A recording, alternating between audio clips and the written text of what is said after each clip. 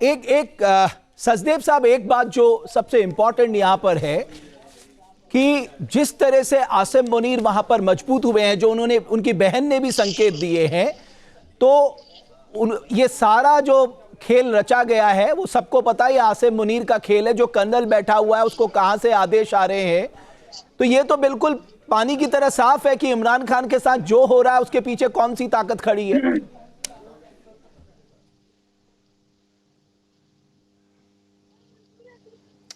Thank you. जी हाँ अमिन, ये तो क्लियर है कि पाकिस्तान में आज की तारीख में जो हो रहा है, इमरान खान के साथ ही नहीं पर ओवरऑल पाकिस्तान में जो हो रहा है, आसिम मुनीर है पावर, शहबाज शरीफ तो नाम का है, just for the sake of democracy, दुनिया को दिखाने के लिए कि भाई हमारी डेमोक्रेसी है, सिविल लीडरशिप है। पावर तो सारी मिलिट्री के पास है, ISI के पास है, और देश के अंदर भी सबको पता है, शहबाज शरीफ को खुद को पता है। एंड देन प्लस अब मुनीर को जो अभी कल ही इसका आई थिंक ये अपॉइंटमेंट हुआ है, जो नया अपॉइंटमेंट हुआ है चीफ ऑफ डिफेंस स्टाफ, 5 साल की टर्म है ये, बिल्कुल, यानी कि ये 2030 तक रहेगा। बाय द वे जो फील्ड मार्शल का इसको रैंक मिला है, वो रैंक फील्ड मार्शल का तो लाइफ टाइम का, लाइफ टाइम रहेगा, सारी इम्यूनिटीज वगैरह, बिल्कुल। उसके मेरे पास सचदेव साहब समय समाप्त हो गया। आखिरी सवाल उरूज रजा जी से मैं जानना चाहता हूं, वही सवाल, क्या आपको लगता है इन सब के पीछे आसिम मुनीर का हाथ है?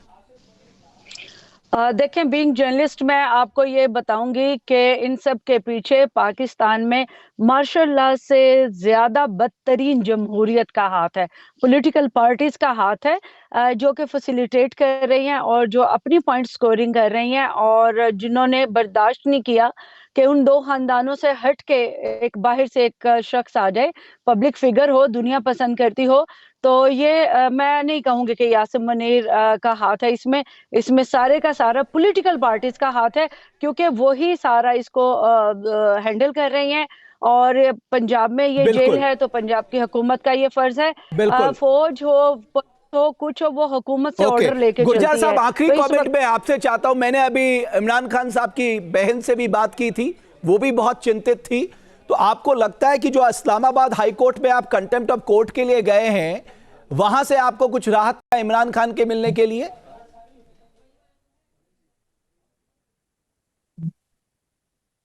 गुरजार साहब।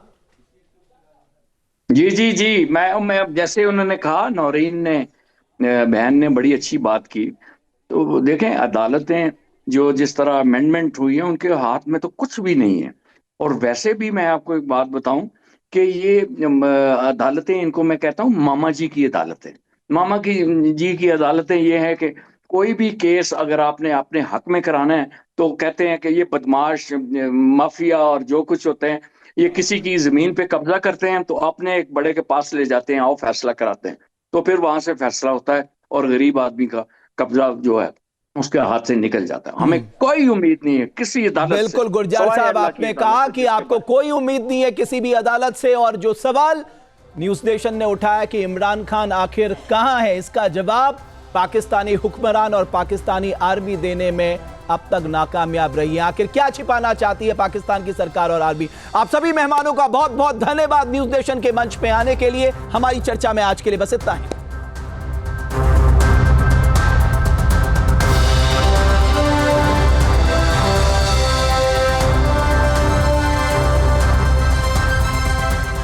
जहां भक्ति है हर शब्द में, कथाओं में छुपे हैं दिव्य रहस्य, और ज्योतिष देता है जीवन को दिशा। धर्म से जुड़ी हर बातों को जानने के लिए हमारे चैनल स्तुति को सब्सक्राइब करें। चैनल पर जाने के लिए इस लिंक पर क्लिक करें।